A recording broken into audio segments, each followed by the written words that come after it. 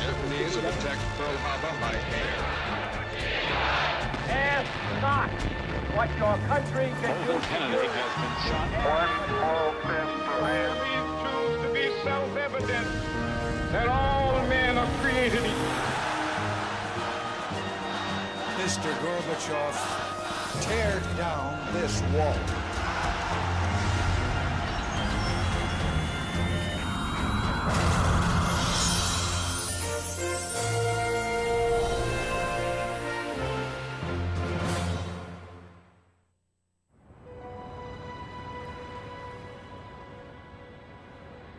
In the summer of 1936, the city of Berlin had put on its best face as host of the Olympic Games.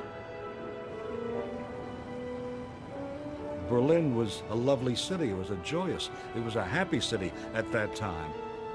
It was more attractive as a city for me than were London or Paris. In a world still plagued by the Depression, the capital of Nazi Germany was thriving. The Nazis used the Olympic Games of 1936 to try to project a positive image of the new Germany, to translate the athlete's success into the success of National Socialism. During the Olympics, the uglier side of Hitler's National Socialism was kept under wraps. There was no outward sign of anti-Semitism. There were no signs that were reported later on, of course. Jews and dogs forbidden. I never saw that sign during the Games. But the glittering surface of the international Olympic spirit could not completely obscure a darker reality. Hands over to Glickman. Marty Glickman and Sam Stoller were members of the American relay team. The morning of the day we were supposed to run, we were told, Sam and I, that we were not going to run. No fit American track and field athlete has ever not competed in the Olympic Games, except Sam Stoller and me, the only two Jews on the track team. Marty Glickman is convinced it was politics that kept him out of competition. He believes the American Olympic Committee did not want to embarrass Hitler by having Jews stand on the winner's podium. Almost everything at the Olympics seemed to be going Hitler's way. In event after event, German victories appeared to support his notion of Aryan racial superiority. But then came the 100 meters. The hopes of the American team rested on the son of an Alabama sharecropper, Jesse Owens.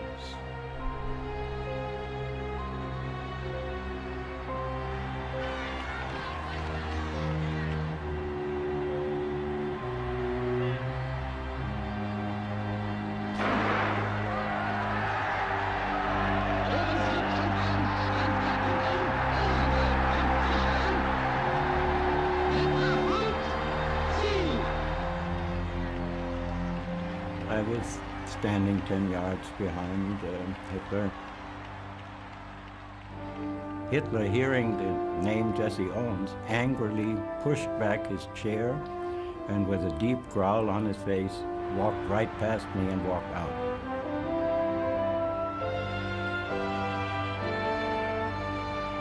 In that tense summer of 1936, Owens went on to win 4 gold medals. The competition was grand, and we're very glad to come out on top. Thank you very kindly.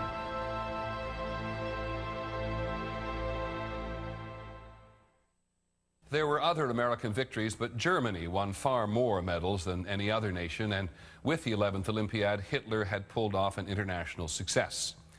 For the rest of the decade, it was not his athletes, but his soldiers who challenged the world. As Hitler, with ever greater boldness, threatened his neighbors, the rest of Europe and Britain stood by incredulous. America, safe on the other side of the ocean, was still worried about the Depression.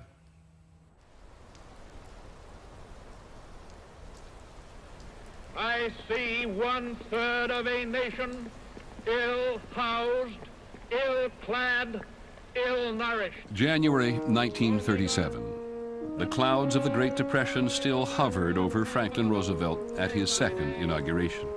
I see millions whose daily lives in city and on farm continue under conditions labeled indecent half a century ago. The president thought that in order to lift the nation's spirits, he had to make the country face the economic crisis head-on, together. And he used a battery of newly available mass media to do that. The government hired photographers to capture the faces of the Great Depression.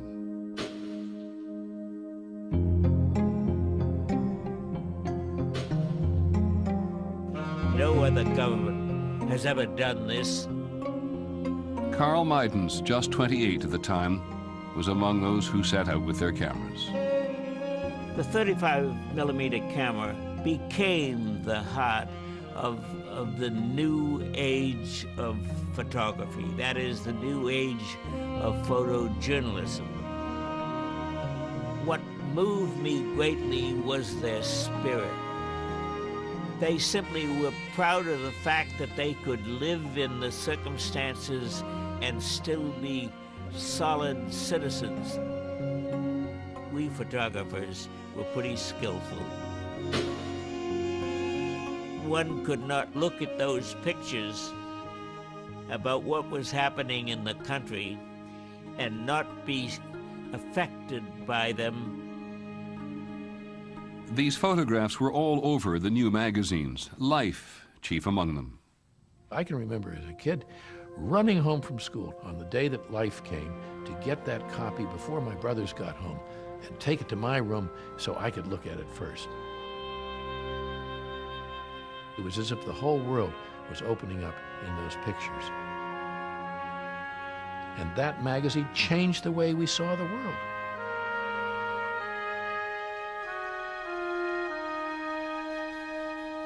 The United States Supreme Court today handed down its long-awaited... At a time when people were desperate for news, radio, more immediate and more trusted than newspapers, became America's favorite way to keep up with events. Maritime labor leaders declared today that... The man who really discovered radio to use it on a massive scale which made history was FDR. He found in order to be able to reach the citizenry, he could use radio. And that was the beginning of the fireside chats. Our capacity is limited only by our ability to work together. He made the difference. People would be glued to their radios all over the country to find out from this man what's happening, what's going on, when can we get work, when will things change? And just as he understood the power of the still photograph and radio, Roosevelt also saw the newsreel as a way to pull the nation together. Boulder Dam put into operation. Giant spurts of water. Always there was something in there. A dam was being built, or a river was being curved, colossal Triborough Bridge is formally opened by President or a plant was being reopened, or some invention was being announced. There was something good going on. Roosevelt made the White House an amplifier of all that the government was trying to do. Ladies and gentlemen, the President of the United States. 5 years of information through the radio and the moving picture have taken the whole nation to school in the nation's business.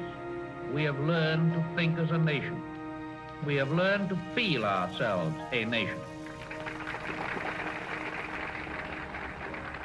Ein Volk, ein Reich, ein Wille und eine schönere deutsche Zukunft.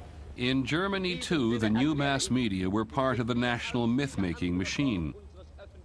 Joseph Goebbels, as Hitler's Minister of Enlightenment and Propaganda, controlled the printed press and exploited the power of pictures and sound. Nicht der Staat hat uns geschaffen, sondern wir... At Goebbels' direction, the government put loudspeakers in the streets and made cheap radios available to every shop, school, and home. Every German was now within the sound of Hitler's voice.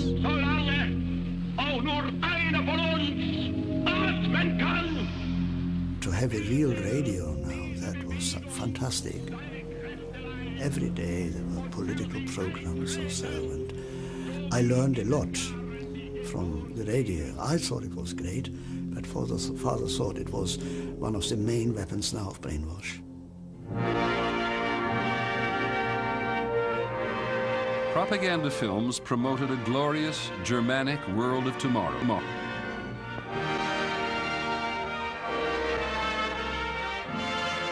We were told that we were the top nation on earth.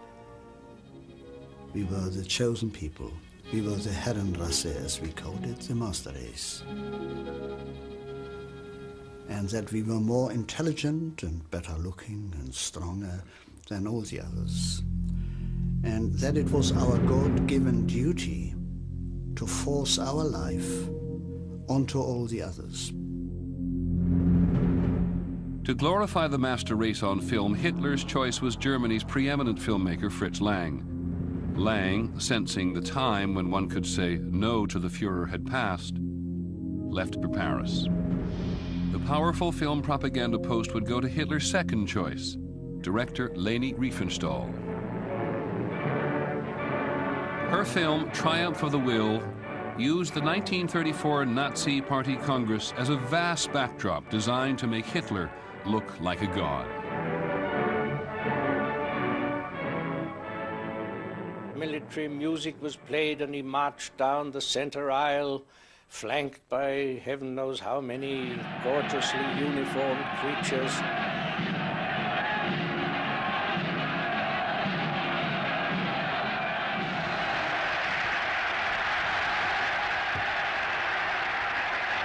And then he would go behind the lectern, standing there, silent, waiting, until the tension rose.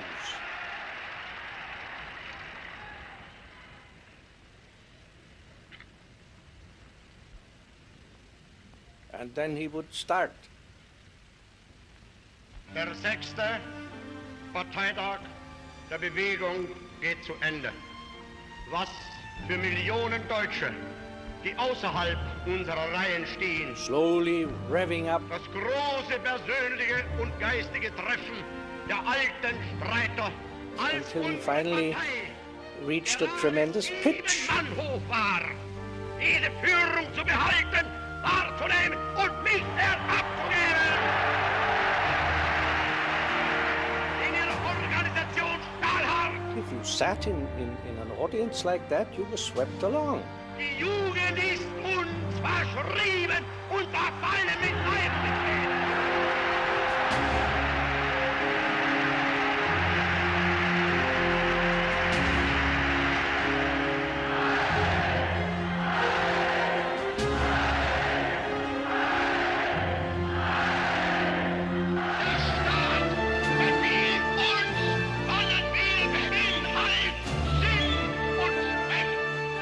Never before had mass communication been more effective. Never before had it been used with more sinister intent.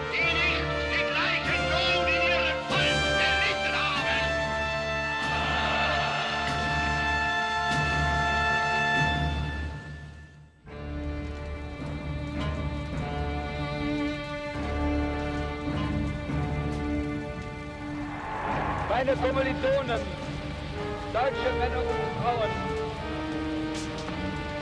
das Zeitalter eines überspitzten jüdischen Intellektualismus ist nun zu Ende.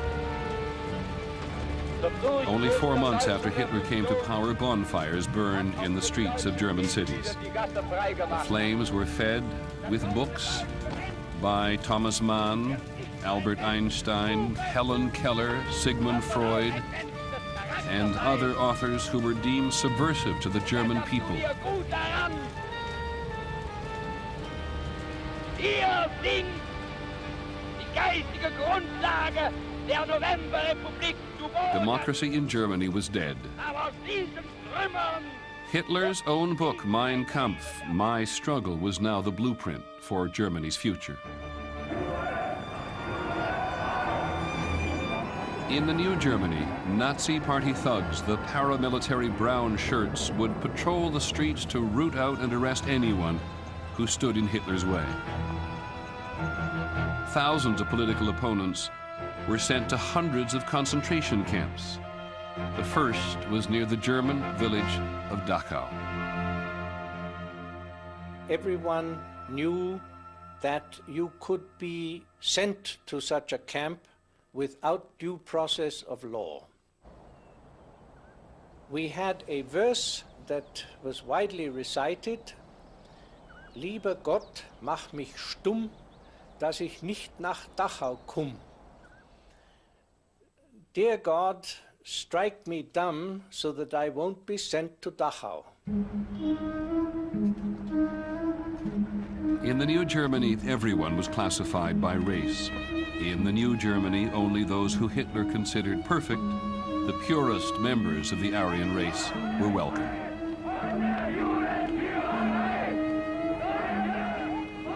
The main undesirable group were the Jewish people, the Jews. We were being told that the Jews, they are behind everything which is bad in Germany. There was a lot of propaganda against the Jews. There were no longer any normal newspapers. Most of them were Nazi. You saw headlines, the Jews are criminals, the Jews are vermin, they must be killed, they must be ousted. Hitler had declared in Mein Kampf that Jews weakened the German master race. Well, of course, we talked about race in school, and the superior races, the non-superior, the degenerate races. And the teacher had some calipers to measure the width of your eyes and your nose and so on, the head. In our classroom, we had a poster. The head shapes from the sides. The Aryans, of course, they looked good from the sides, they looked good from the front. They were blonde and they were blue-eyed. And when I was about 14 years old, my hair began to darken, and I sometimes was worried that I didn't look like a proper Aryan anymore, because my hair was not really blonde anymore. And also, my nose is a little bit hooked, as you might probably see. I sometimes then looked in the mirror, I had another mirror here, and I was frightened that somebody should think that I had some Jewish connections. 2 years after they came to power, they came out with the Nuremberg racial laws, which separated the Jews from the German people. We were not allowed to go swimming with the other children. We were not allowed to play with the other children. We were not allowed to go on excursions with the other children, and so on. Jews were stripped of their citizenship. Their businesses boycotted. They were forbidden to marry or have sexual relations with Aryans. Any trace of Jewish ancestry meant immediate banishment from all civil service jobs. I was classified a quarter Jew, a Mongol of the second degree. I was dismissed from the public service. All I had achieved through examinations, through studying and other efforts to establish myself in life, all that was, by a stroke of the pen, cut off. Hitler had made his vision for his people a reality, and he planned to force that vision far beyond Germany's borders. And I remember when I was a guest with my mother at the Berchtesgaden, you could see on a clear day, you could see Salzburg. And he pointed out to me, he said, "You see that there, boy? That's Salzburg. That is in my homeland of Austria. And one of these days, I'm going to see to it that that will join with Germany." On March the 12th, 1938, Hitler made good on his plan. Americans heard it first from NBC's Max Jordan. Ladies and gentlemen, at the Austrian frontier town of Linz, an endless stream of German soldiers is pouring into Austria. It was astonishing. The takeover of a country broadcast live on radio. The cheers are for Chancellor Adolf Hitler, returning to his homeland for the first time in almost 25 years. Carla Stept lived in the Austrian capital, Vienna. She was 20 years old and a Jew. It was my home. So when suddenly the Germans marched into Austria, where they were welcomed with open arms, the world ended for me.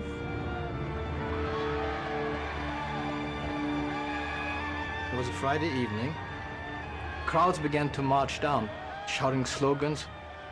And I remember one specifically, which was Jude verecke in eigenem Drecke, which translated means Jews perish in your own filth. And it was clear that something was imminent, something was happening. Saturday morning,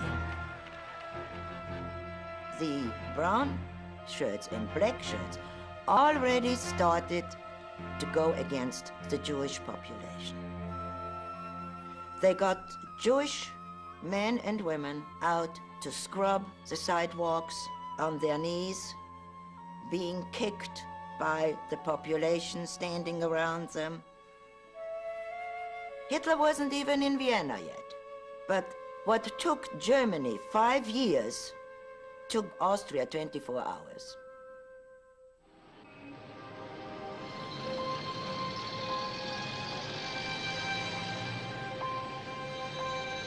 In the spring of 1938, few Americans could avoid the news of Hitler in Germany. The parade through Berlin's Tiergarten shows that once again Germany has a real army. That would mean war.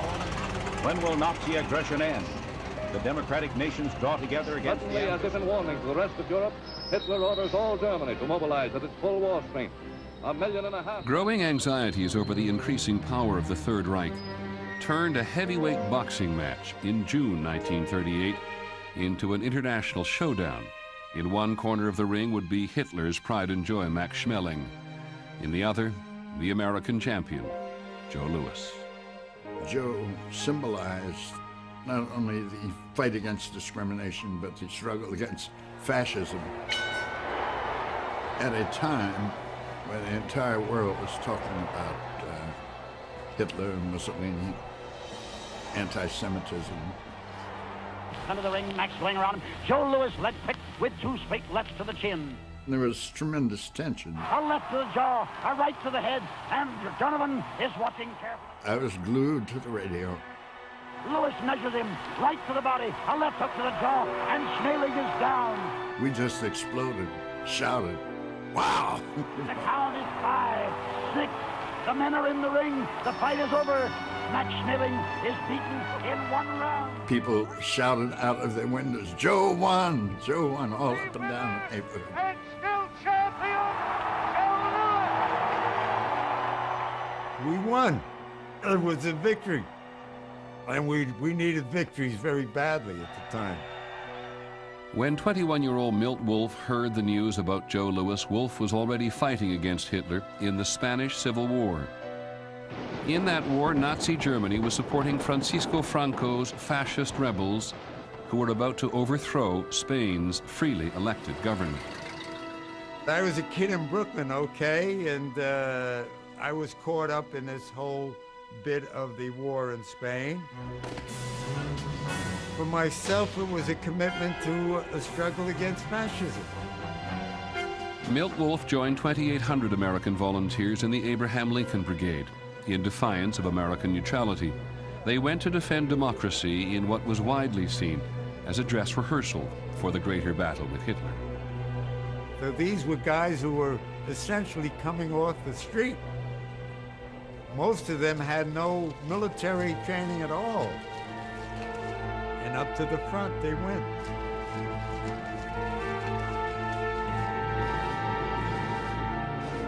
They were hitting us with artillery. And they were strafing us with the German planes. And guys were getting killed and wounded. For myself, the war in Spain gave meaning to the word anti-fascism. By 1938, democracy was doomed in Spain, as it had been in Italy and Austria and Germany. Hitler's ideology and Hitler's armies were a danger to freedom everywhere. It has now reached the stage where the very foundations of civilization are seriously threatened.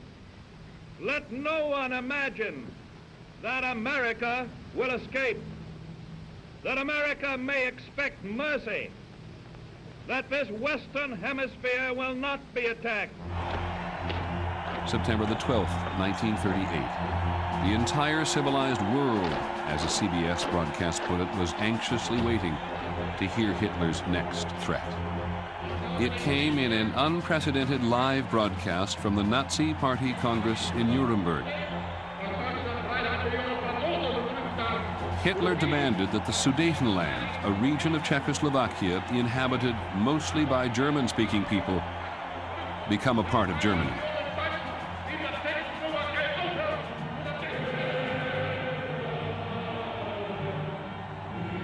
The Columbia Broadcasting System has brought its listeners the address by Adolf Hitler. At this time, we present H.B. Kaltenborn. Good afternoon, everybody. Adolf Hitler has spoken, and the world has listened. The world has listened because it feared that this speech might mean war. The British Prime Minister, Neville Chamberlain, who'd never been on an aeroplane before, flew to Germany twice within 10 days to seek a peaceful settlement.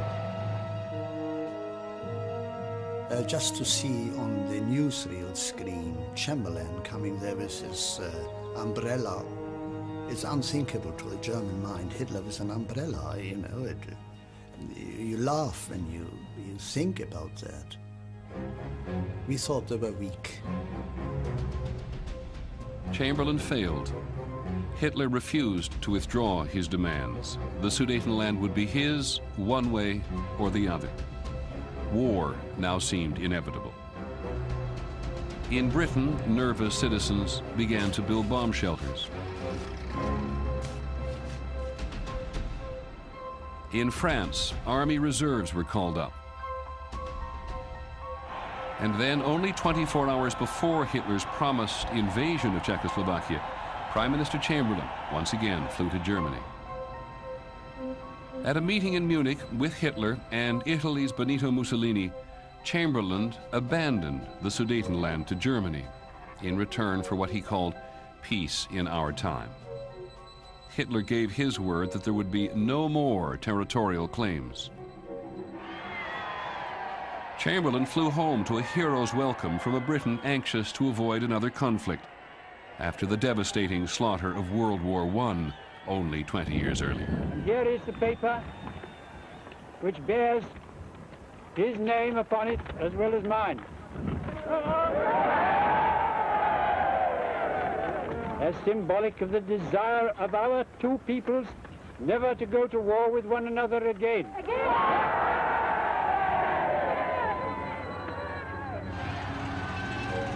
Chamberlain got what he thought was peace. Hitler got the Sudetenland. To us Germans, it was a great thing. Their land is bordering on Germany, and as the Sudeten people were Germans, so we thought, yes, well, why should they live in Czechoslovakia? On October the 1st, 1938, Hitler welcomed 3.5 million Czechoslovakians of German blood into the Reich. Hitler's reception was a replay of Austria.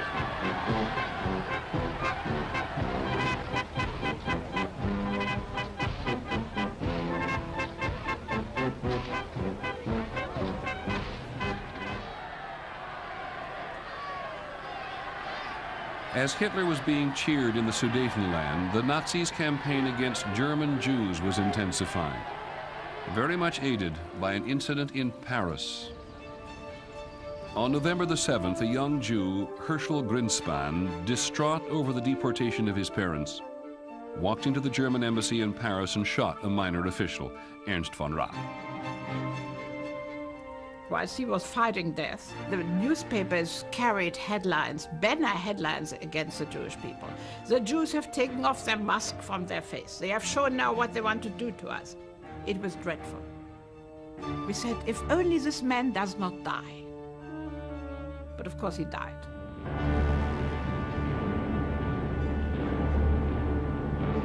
Von Rath's death became Hitler's opportunity.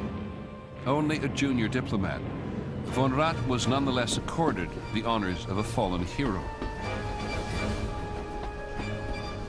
The ceremony was intended to inspire revenge. For once, said Joseph Goebbels, the Jews should get the feel of popular anger.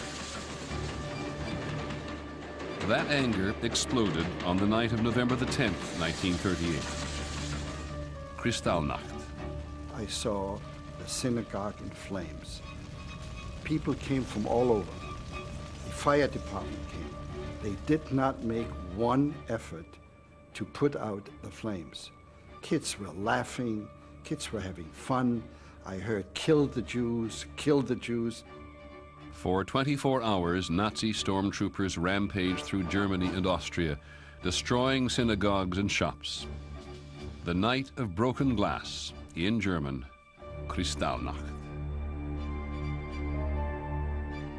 Scores of people were killed, more than 20,000 arrested. It was now clear there was no future for Jews in Germany.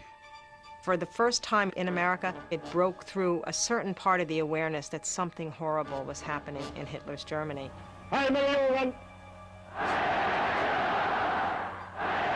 Roosevelt himself said he just was incomprehensible to imagine that such a thing could happen in the 20th century. And still people felt, we've seen what happened when we get involved in Europe's wars. This is Europe's problem.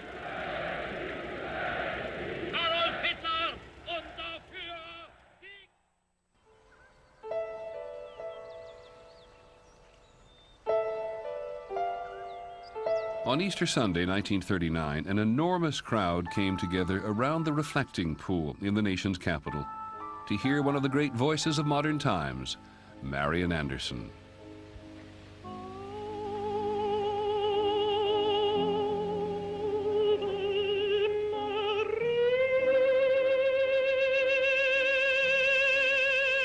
Because she was a Negro, Anderson had been barred from performing at Constitution Hall by the Daughters of the American Revolution. When President Roosevelt heard this, he enabled her to sing at the Lincoln Memorial. And I was among the 75,000 people gathered to hear her sing that day. This was a moment maybe even more important to us than what Joe Louis had done when he demolished Max Schmeling.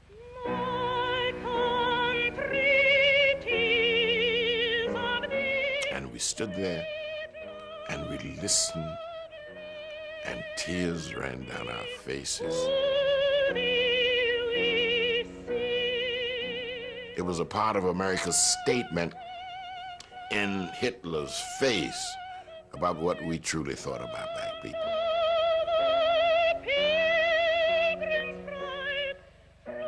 Marian affirmed for all of us what the true meaning of America was.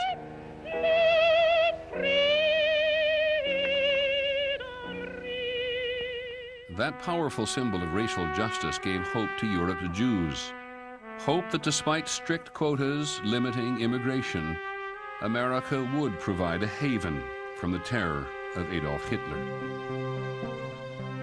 My mother desperately tried to get out of Austria, and because of the quota system, there were obvious difficulties and could not gain entrance to the United States. And one possibility was to get entrance to Cuba. Fred Reif's family joined more than 900 Jewish refugees on board the steamship St. Louis, bound for Cuba. But at Havana, Cuban officials refused to let them land.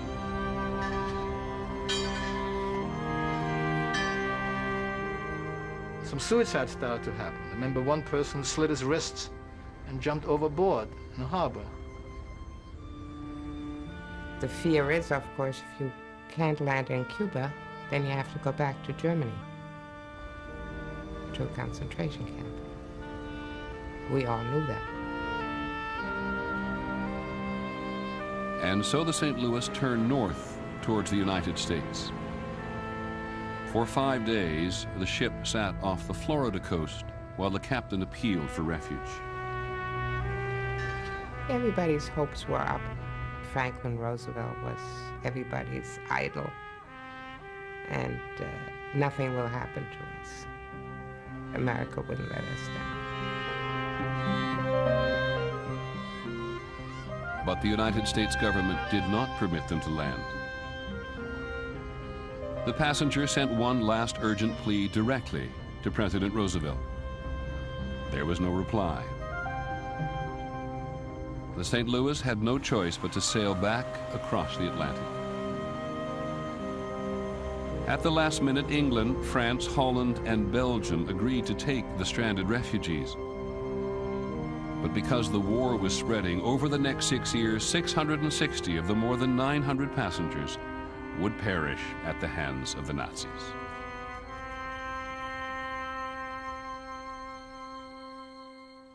President Roosevelt was sympathetic to the plight of the refugees, but with the United States Congress in an isolationist frame of mind, he felt he could not spend political capital saving a small number of Jews when all of Europe needed help against Hitler. Roosevelt believed that the only way to stop Nazi aggression and keep America insulated from Europe's troubles was to arm Britain and France. It was not a popular idea in a country that was officially neutral. In March 1939, 6 months after the Munich Agreement, which Neville Chamberlain thought Hitler would honor, Hitler broke his promise not to make any territorial claims and took all of Czechoslovakia. And still, most Americans wanted to leave the Europeans to deal with their own crisis. America was interested in a very different future.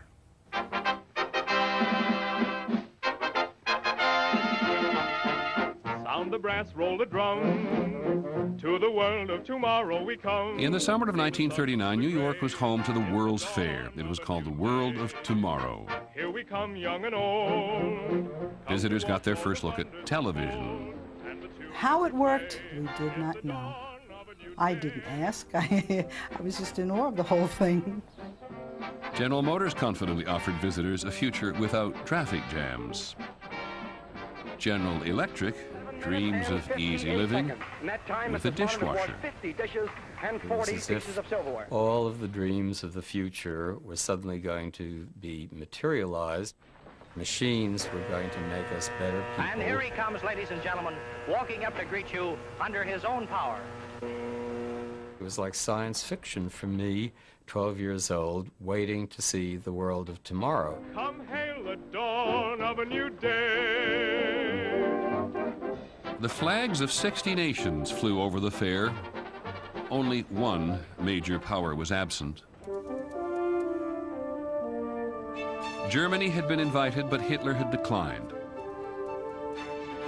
He had his own plan for the world of tomorrow. On the last day of August, visitors were enjoying another festive evening at the fair. As we were approaching the Polish pavilion, the lights went out. And we didn't know whether it was an electrical problem or what, because the rest of the fair was still lit. All of a sudden, a loudspeaker went on, and they had announced that Germany had just marched into Poland. Suddenly, the world of tomorrow had lost its bright promise. And here is the United Press flash from Warsaw, which says officially that German planes have bombed railway stations in 3 Polish towns.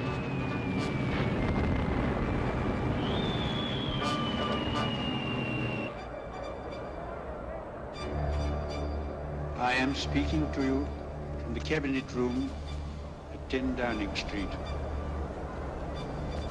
This country is at war with Germany.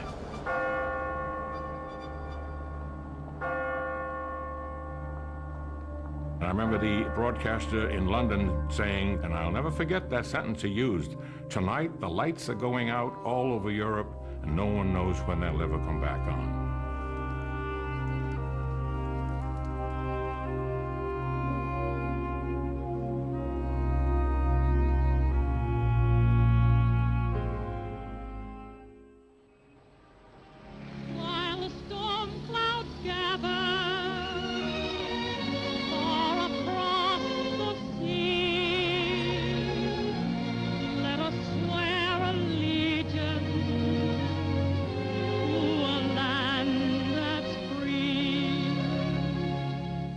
The war in Europe made Americans realize just how blessed they were.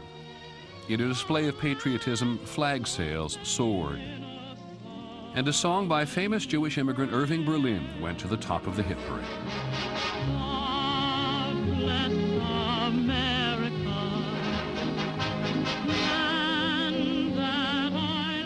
Most Americans still wanted Europe to fight its own battle, but President Roosevelt and a growing number of people knew that they had to prepare for the worst as events in Europe raged out of control.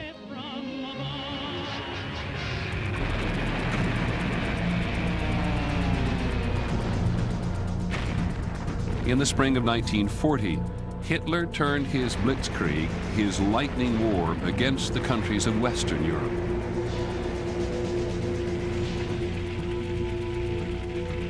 I think at that time probably he was at the top point of his power. 6 weeks to beat Poland in 18 days, to occupy Norway and Denmark, to beat Holland in 5 days and Belgium in 17 days. I think those who doubted him, they then thought, oh, that man is just superb. He wins everything. And then France fell in just 6 weeks. On June the 14th, German troops entered Paris.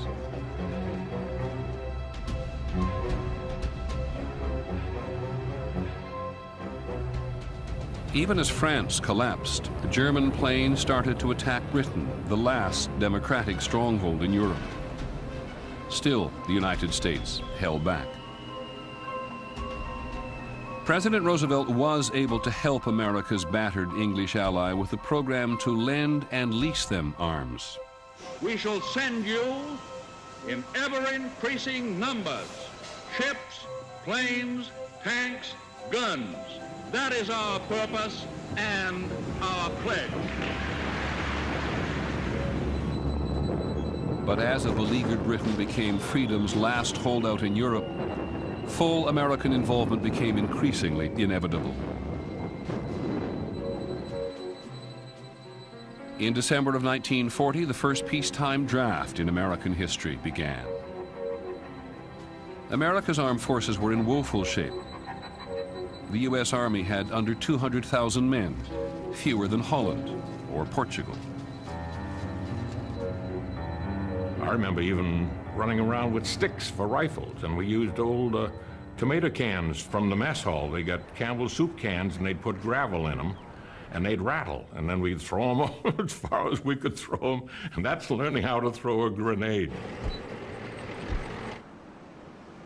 I was in ROTC. I was studying to be an officer in the American Army. And I would look at that German war machine, and it put cold chills up and down my back. And I used to say to myself, you mean to tell me we've got to go up against those guys? It wasn't a very pretty picture.